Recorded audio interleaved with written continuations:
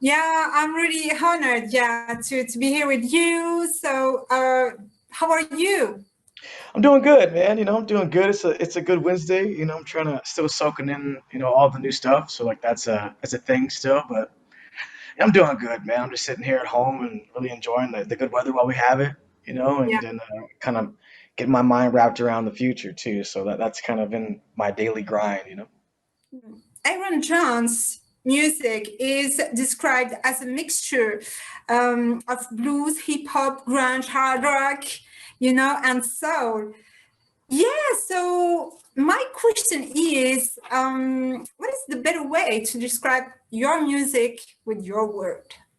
My music and my words. I would joke around because I have so many influences from the '90s and up, and even before. But I would joke around and say, because I've been on these long walks here in Seattle, thought about this, like what I would say about it. I'd say, and I came up with this like little short quip, which is like, I'm like if Michael Jackson played guitar, like Jimi Hendrix and Kurt Cobain's band. Yeah. Like I'm just, I'm a mixture of all these different influences from Seattle and on out.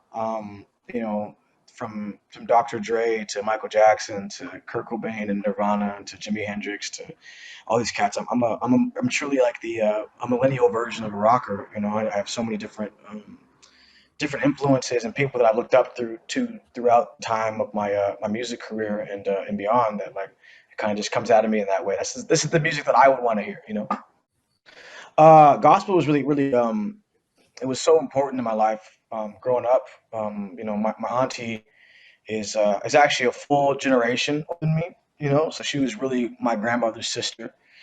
So we I took a lot of values from the beginning of my life from her, and she would take us to church every Sunday morning, and my uncle too. Every Sunday morning, and that's where I learned. That's where I learned how to sing and play music and express myself through music was in the church. Gospel was so important to that. We can say that it started here, right there, at the church, when you start singing. This was the key of how everything started for you, right? Yeah, it was the key. It was the very beginning. That was the very beginning for me. Yeah. And what about playing guitar? So when did you start uh, thinking about it? I was obsessed with it. Like as soon as I picked it up, I was obsessed. Um, own music and solo and do all the things that I couldn't do at 13. Because how are you supposed to? You can't even conceptualize what you're doing, but it was in me to want to express myself through this instrument. So yeah, that's when I taught myself how to play guitar, listening to records and playing by ear for a long period of time. But also, I had a bit of a music theory background, so I could kind of put the pieces together a little bit. But no, I've always learned how to play music by ear, just kind of sitting in with it and trying to figure out how these things work, like a whole step and a half step and all that, in music. But yeah, I just picked it up and went with it. I mean, I listened to old blues records and I listened to old pop records, Michael Jackson, and listened Like to my Maroon Jackson, Five. yeah. Yeah, Yeah. Maroon Five, and listen to all these different rock bands, and I just kept trying to express myself through guitars as much as I possibly could. And I have also another question, Yeah. always for you. So, what kind of young kid you were? Calm or very angry? Or, um, Yeah, I think early on I was as a kid I was really I had a lot of inner anger, but I wasn't an angry kid. You know, my grandma used to call me Smiley because I smile all the time. I still do. I smile all the time. Just laugh and like to mm, play and joke around. I was probably a goofy kid. I was into science. I was into riding my bike, like typical kid stuff. But I was kind of nerdy. Played chess. mm. I was very observant and thought through. But I was a typical kid. I was into mischief, and that was what I was into. So I got in trouble for being too curious sometimes. I probably still do. you know. Yeah, me And too. so Believe yeah, me. right. Yeah, so yeah, like that's the kind of kid I was. I was a really sweet kid. I never had bad intentions. Mm. I had anger and sadness in me, just because of how those things affected me at a young age. But I was always very happy and tried to be very very positive. That trend continues into my older age. So, when did you start telling yourself, I'm going to be a rock star? I don't I know. don't know. I don't know. I don't know. I'm still trying to trying to like take that one in, as a new artist. I'm still trying to like soak in that whole "you're a rock star" thing, because it's like, you teach yourself to say that. I think I started teaching myself to say that when I was probably as soon as I could pick the guitar. I was probably 2021. When I figured like I kept calling myself a rock star, especially like I would say after my first record in 2013 was when I kept calling myself a rock star, and I knew it was BS. I don't know if I can swear on this, so I'll say I knew it You was. I knew can. it. Oh yeah, well I knew it was bullshit. I knew it was bullshit. I was spewing bullshit out my mouth by saying you're a rock star. I was an indie kid. I was a local kid, rock star, like in the sense of like people knew my name around my city and in this isolated region that is the Puget Sound, but I wasn't quite there. But I knew that like if I was gonna be a rock star, I had to speak it into existence. And so I'd say probably around that time, 2013 was really when I started realizing that like this was possible, and put my head down and kept grinding it out, and kept dreaming and pushing forward every single gig, every single step of the way. That was by 2013. Got to What, know what, people from the music industry. yeah, yeah. I would say that for me, um, I didn't know people in the music industry at a super young age. So when I was in high school, all I knew was that Yes. I had some buddies in bands. There were some buddies that like played in bands, and I would jump on stage with them. We all played guitar. So one of my good friends out here, his name's Tyler, and I've known him since we were in high school. We messed around playing guitar for years and years and years, man. So yeah, we and I still know him. I still see him. Before now, before things closed down, I would see him at little jam sessions here and there. We jam together, and so yeah, I had friends like that, but I didn't really start meeting industry folks until I was probably in my early 20s. When that happens. It's probably about 10 or so years ago. Uh, Okay. when I really started meeting some people in the industry, and that's when things started changing. Okay. So now Child of the State is out, and this is a good news for you because it's out via a major label. So how do you feel Yeah. about that? I feel good. I feel really good. I think I'm still trying to soak it in. I don't, it's all, I'll tell you what, this is happening so fast. This whole year has just been such a blur. From the first single on out, everything was just like pedal to the metal, and it just has been so, and from behind a computer screen too. So, it didn't feel like these things were happening, you know, and so now I'm here with my first major label debut, and it's going really well. I mean, it's going really good so far, and Hmm. everyone's really excited, So I'm just kind of I'm still soaking it in as to like my new reality. When I signed my record deal, I was during a pandemic, so I didn't see anybody. Yeah. I didn't know anything, and then so I literally went into the pandemic a whole different person than I am now. And so now I'm just like, it's only been a year, so my brain is still trying to wrap around it. But I feel really good. I feel really happy. I'm in a really positive space, and I'm really excited. I know that very much. Yeah. Now that everyone can hear it, can have it, How do Yeah. you feel about that? I feel really good. I feel really good. I feel really good about the reception. You know what I'm saying? I'm Yeah. probably pretty insecure when it comes to my music. You know what I'm saying? Is I want everybody to like it. Mm. So um, I get really anxious before something comes out, and then I remember that like I've been given this really um, a blessing and a gift in what I do, and that it's not really for me to decide whether somebody likes something or not. It's really for the listener, and if I make this music with the purest of intention, which it was made in the purest of intention to get and connect with people, that the music will speak for itself, and so I feel really good that the music's out now. I feel really good that people are loving what's happening, and people are getting a chance to get to know me as a person, and so Yeah. and I feel very honored to be in the place that I'm in right now. So I wanted to know a little more about this album. What is the process for you to write, to produce, to work on the album?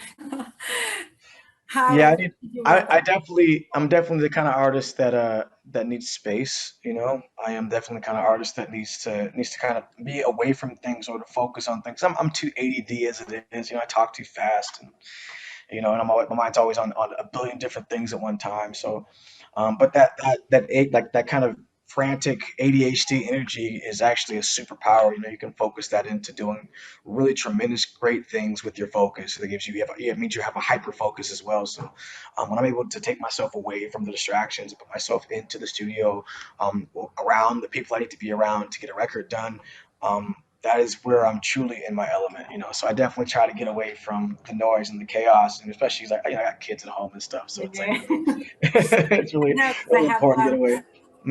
Yeah, so I've got kids and they all need my time and attention. So yeah. Okay. So yeah, also, yeah. What is the story behind Mercy?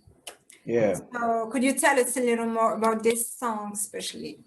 Yeah, Mercy was written at the end of 2020. It was about October or September or so, and I'm on this writing trip. I'd already been to LA and worked with a couple cats there, and then I flew out to Nashville to work with a bunch of cats in Nashville, and I ended up in a room with Scott Stevens and Marty Fredrickson. And these cats are very experienced classic rock guys, man. Like the traditional sense of rock and roll, which is like my favorite because that's really where my heart is when it comes to music. And we all had felt what everyone was going through, especially because George Floyd had just happened. I was coming from the West Coast and it was blanketed in smoke. COVID was going on. Like it felt like we were just going through a rough time. And so we all felt it was important, I think, to capture this moment. And for me, it happened to be through my lens because I'm the artist. And so for me, it was like my perspective as an American, but as a black man in America, and watching my nation go through what it was going through, it was really important for us to capture that in the song, and important to capture the feelings that I think a lot of people were having in a song, which is no matter what conflict you're going through internally, it's that we just want peace, and we want to find a sense of understanding, and a sense of mercy for one another. Have the purest of intentions and compassion for one another. So that's what mercy was really about. It was almost like me begging for people to take time, to reevaluate their thoughts of each other. Some songs are autobiographical. It was easy for you to write about personal. It was not always. No, not always. I remember some of that stuff is really emotional for me to talk about, and to sing about. But I knew it was important to say. I knew that it was really important for me to say these things for a vulnerable space because that was what was going to connect with people, because everyone has that space in their heart. And so for me, it was really important to tell my story from that place of vulnerability, because not only was it my way of establishing myself as the artist that I intend to be, which is an art. I feel like I want to be an artist of the people, by the people, and for the people. And I say people collectively. I mean, not ideologically. I know cats have different thoughts and views and opinions, but I know that love is one place that speaks to all of our hearts, and it was important for me to talk about what my experience in love was throughout my life. Love and love loss. So those things were really, really important to me. Okay, I understand. So, yeah, let's talk about your music video, Take Me Away, because this video hit the million views, okay? So this was amazing. And you know what I did? I just saw some few comments and I thought that it was interesting to share it with you and Yeah. have your opinion about it. So this one said, it's kind of sad that I heard this on the radio and I haven't heard of him. So this is music. I Yeah. don't understand how all these shit songs, sorry for shit songs, are bigger hits and this isn't, okay? Right. Yeah. What do Yeah. you say? What do you think about those person who Well, feel my this way? response to that would, I wonder if you've seen the movie Almost Famous. Have you seen that movie? Ah, no, no, no, So no. almost famous is this American movie about this rock band who's super famous but don't know they're famous, you know? And so they go through all this really goofy stuff battling with this concept that they don't think they're famous, but they're like really, Okay, really famous, you know? And so I think that this happens so fast for people that that person is speaking, not realizing that that exactly what he wants to happen is happening, you know. You know, and so he's like, he doesn't understand. So he's just like, how is this guy not on the radio? This guy is on the radio. It's a top five song, like that's on the radio. You know, it's like it's happening right. That moment you're looking for is happening right before your eyes, and you don't know it because you're just like discovering it. So I think he's kind of dealing with his own self discovery. His mind was so blown that he felt like it was a shame that it hadn't been blown before now. You know, so yeah. yeah, you know, thank you so much. Do you want to hear the second comment? Sure, yeah, let's go. Okay. So someone else said, who said rock is dead? Okay. This is excellent with a smiley.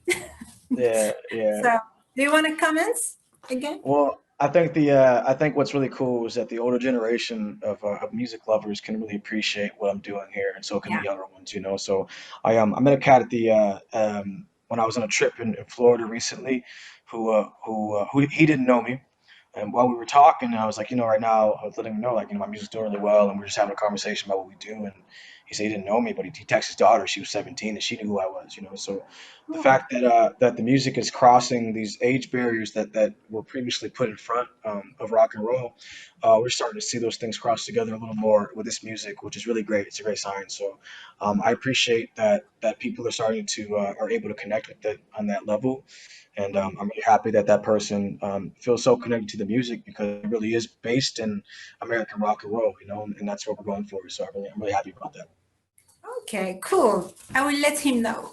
that. Okay. So, yeah, what is your favorite track on this album? Your baby track. My favorite, my baby track. Take Me Away would be my baby track. I think that would be Okay. the one because you know why? When I wrote that song, I knew it could be a hit. I knew it could be a hit, and it's one of the songs on the record that I wrote front to back. I had a hand in the production front to back. And yeah, it's that would be my baby. And so for my first hit to be a song that I wrote, you know, from the baby on up, and then to finally get to put it out as a single, and to watch it make number five, you know, like on the charts Yeah. over here, like that was really a blessing for me. So that would be my baby for sure. Okay, that's cool to hear. Yeah, can we expect, I don't know, another music videos? I hope so. You know, we haven't really talked too much about it, but I think that's kind of on our minds. I think what we're trying to wrap our mind around right now is getting out and touring at the moment. So there's a lot of things that are definitely on the table here. I would like to hope and think that we would definitely get something out to you. At the very Mm, least, it's gonna be at least more live content. yeah. But you know, we're gonna keep pushing forward here, man. We're gonna see how people are feeling about everything, and hopefully get more content together for you. So I want to jump on this response, and I want to ask you if did you manage to make a live tour here in Europe or not yet? I think those things are in the conversation right now. I think we've got some things in the works for a European tour. Hopefully by the end of this year, and we will see. We're not quite sure what that looks like yet. I know there's some conversations about it, but nothing solid yet. So we'll see what happens. Okay, that's cool. But in the US, this there is something managed in the US or not yet, or it's the same situation. No, we've got solid things happening in the U.S. U.S. is definitely solidly yes to touring right now. I just came back from Florida. They had the Gulf Coast Jam down there, so that was a good sign. And then I also had a show in New York for a live audience for the first time too. So things are coming back. They're coming back. Okay, that's cool to hear. Yep. So this question is from my husband. Sure. Okay. Yeah. So you have been selected for the Fender's next project. Can you tell us a little more about it? And why did you choose Fender? Yeah. So I did. I was chosen as one of the Fender's next generation of guitar players, which is amazing. And the reason that I chose Fender is because I have been playing on a Fender Stratocaster since I was a little kid, and as far back as I can remember, I always had a Strat in my hand. And I come from a long legacy of Seattle artists that have had a relationship with the Fender Stratocaster or a Fender brand, you know. So it's an honor to continue that legacy and that Seattle relationship with Seattle music has had with Fender. You know, it's really beautiful. So it's really wonderful to be signed, kind of be with the same company that I grew up with and fell in love with. You know, Yeah, yeah. that's amazing. Are you happy with the answer? Very happy. Thank you. Okay. So, yeah, do you think this is another question? I hope that I have still a little time. Yeah, a little time. Yeah. Okay. Do you think that music can have a real impact on the new generation and can help them in a way to talk about modern issues? Yeah, I think so. I think we have a responsibility, actually, to do that. I mean, that's always been the artist's responsibility around the board. I mean, whether it's like a musical artist or a visual artist or or what have you. You know, it's really really important for us to continue to be a voice for people that don't have one, or don't feel, or at least don't feel like they have one. So it's our duty to continue to provoke thought and to provoke evolution of consciousness through our work. You know. Yeah. Another question, but this time about the Black Lives Matter movement. Sure. How did you felt when you saw all those manifestations around the world last year? So, I felt emotional, overwhelmed with emotion to see all that, because that's something that I couldn't really tell my friends about before, you know, to get them to try to even think about or understand my perspective, in a world in which my people lost a war, you know, and so it's hard to explain that. mm, Those feelings, growing up, even, I mean, things would be said or yeah. done, and people don't realize the impact of their words. We're kids, how are we supposed to? But because they're just reflecting what we see in society, and so to grow up from that perspective and not to really have a voice or to be able to be heard, it was been very difficult. But the fact that we're in an era now in which at least those things are spoken about and talked about in conversations, it shows that we're all willing to make a difference and that there's going to be an evolution of change as long as we continue to move forward with those kind of conversations. What is like a day in the shoes of Ayron Jones? Oh, my days are very interesting. I've been, I'm a dad and I'm a husband, so I'm at home and doing That, dad work most of the time, and then I have a dual life where I'm this rising rock star, so I'm dealing with a kind of a dualist life combination of things, you know, and mm, so it's a little complicated. It takes a lot of energy and a lot of work, but I'm very happy. My days are filled with nothing but the highest level of joy possible. So, yeah, it's a very complicated one. It's a busy one. It is a very artistic one. It's a fun one. It's filled with love and music and happiness. So yeah, so, what is your uh, dream collab? my dream collaboration. Right now, I'd love to work with Kendrick Lamar, or J Cole. Yeah, those would be my best, my first two choices, I think. Rock and roll wise, though, I'd love to work with Wolfgang Van Halen. Would be a fun cat to work with. I'd love to work with Taylor Momsen. Oh, Um, yes. Yeah, I'd love to do something with Lizzie Hale. Yeah, there's a lot of cats I've been thinking about. I want to know what is on your playlist. My playlist right now. Yeah, I've been listening to the new J. Cole album. A little, I listen to Ozzy's latest record. I always go back to Janelle Monáe. Um, who else I've been listening? I was listening to the new Wolfgang record, his new stuff. I've listened to the Pretty Reckless. I've listened to Oh, Evanescence recently. okay. Uh, I listened to some Dr. Dre, some Tupac's on my playlist. Yeah, Oh, so there's a lot of cats, man. Muddy Waters is on my playlist. okay. So, what is the best song for you of all the time? All time for me. Yeah. Oh man, that's such a hard question. I think all time. If I had to choose a song all time, I'd say "Dirty Diana" by Michael Jackson. yes. Yeah, Yeah, I agree. that Yeah. song's pretty amazing. That song would epitomize my life right there. Okay. Thank you for Yeah. this. And yeah, your guilty pleasure song. My guilty pleasure song. Oh man. Let me see. What's that song? Last Resort by Papa Roach. Oh, okay. That's Yeah. cool. Yeah, yeah. Why not? That's cool. Okay, so thank you so much, Yeah. You're so John. welcome. You're so Yeah, welcome. and maybe a last word for the French audience. And thank you for continuing to support what I'm doing, and I like that we are able to be a part of each other's lives, and I hope it continues for the future. Thank you so much. Really, I Thank you. appreciate it.